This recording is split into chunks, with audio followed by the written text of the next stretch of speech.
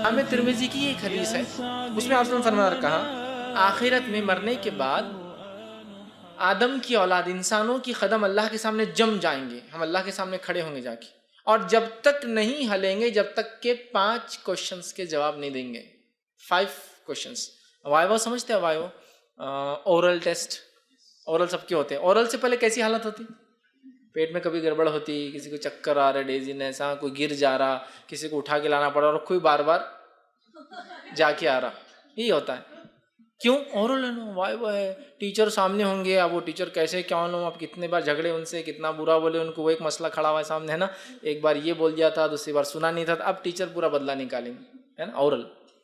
तो वाइवा तो वैसे ही होने वाला है। क़यामत के दिन भी हमारे साथ क्या होगा, अल्लाह ताला सामने होगा और हमको 5 क्वेश्चंस के आंसर कंपल्सरी देना होंगे, और हदीस में अल्फाज है हमारे पैर हलेंगे नहीं जब तक हम आंसर नहीं देंगे उसका, हम जा ही नहीं सकते अल्लाह के सामने से।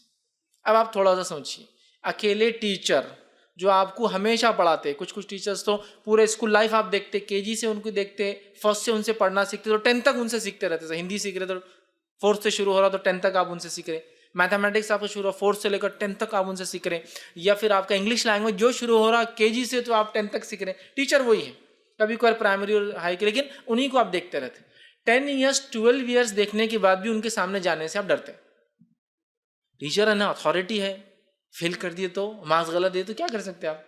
यहाँ तो भी आप पकड़ के पेरेंट्स को ले चल जाएंगे, किसी को ले चल जाएंगे। लेकिन अब सोचिए, क्रिएटर ऑफ द यूनिवर्स अल्लाह ही सामने बैठा हुआ है, उसको तो कोई चैलेंज ही नहीं है ना, कुछ भी नहीं बोल सकते, वो नाइंसाफी भी नहीं करेगा, ये बात भी बिल्कुल श्योर शॉर्ट है, तय है। लेकिन अब हमने इतनी कोताहियां कर ली कि सामने जाना मुश्किल है हमारा। और 5 क्वेश्चंस होने वाले, सबका रिप्लाई सबको देना है, मुझे, आपको, नॉन मुस्लिम, मुस्लिम सबको देना है। फर्स्ट क्वेश्चन क्या होने वाला है, वो ये है, जिंदगी कहाँ लगाई, एज कहाँ डाली, life, first question. Second question, जवानी कहाँ लगाई। जवानी, यूथ, लाइफ का पार्ट ही है ना, जिंदगी का हिस्सा है, फिर भी क्वेश्चन है उस पर एक अलग से, जवानी कहाँ लगाई, आप जो फेज से जा रहे हैं कहाँ लगाई। थर्ड क्वेश्चन, ठीक, इल्म कितना हासिल किया और कितना अमल किया, नॉलेज कितना गेन किया और कितना प्रैक्टिस में लाया उसको। फोर्थ, माल कहाँ से कमाया, अर्निंग्स कैसी की, और खर्च कहाँ किया। ठीक, तो आपकी एज में आपके लिए क्या क्या है, जिंदगी कहाँ लगाई, आपसे ये हो रहा चूंकि आपका 10 ईयर, जिंदगी का अच्छा खासा वर्क चले गया। जवानी कहाँ लगाई, ये क्वेश्चन भी आपसे रिलेटेड ही है। ठीक, इल्म कितना हासिल किया, कितना अमल किया, ये भी रिलेटेड है। माल कहाँ से कमाया, वो छोड़ दीजिए, अभी आप कमाते नहीं, लेकिन एक तो है कहाँ खर्च किया, अगर पॉकेट मनी मिलती है तो कहाँ डालते, पूछ तो होने वाली है, चूंकि आप 10 ईयर से अब हो चुके हैं, तो हर चीज़ की कोई आपसे पूछ है। अगर गलत करते हैं तो फिर पकड़ हो जाएंगी, अच्छा करते हैं तो अल्लाह ताला फ़ायदा भी देंगे, है ना। तो 5 सवालात के जवाब देना, उसमें से एक क्या है, जवानी। फिर आगे ना यूथ, आगे आइए।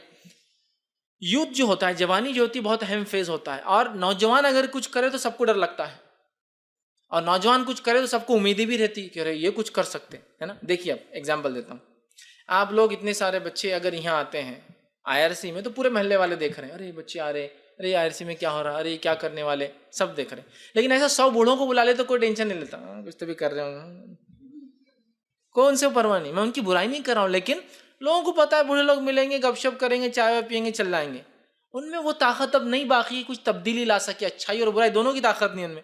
बुराई करना चाहे भी तो नहीं कर सकते, अच्छाई करना चाहे भी तो जिस्म और हालात साथ नहीं देते। लेकिन जब आप लोग समझो 10-20 जमा हो गए, या आपसे थोड़े बड़े 15, 16, 17 ईयर्स के अगर यूथ 2, 4, 5, 10 जमा हो गए, तो लोग फौरन पुलिस को फ़ोन कर देते हैं, यहाँ इतने बच्चे जमा हो गए, क्या है कि कुछ समझ में नहीं आ रहा मामला। क्यों? तो उनको पता है यूथ कुछ तब्दीली ला सकते हैं, राइट डायरेक्शन में भी और रॉन्ग डायरेक्शन में भी। इसलिए क्या क्यों जमा हुए ज़रा वेरीफाई कर लो पहले ही। तो आपकी उम्र का ये फ़ायदा है, आपकी एज का आप ये फ़ायदा उठा सकते हैं ना। तो कुरान में भी एक वाक़या, सूरह कहफ अगर आपने पढ़ा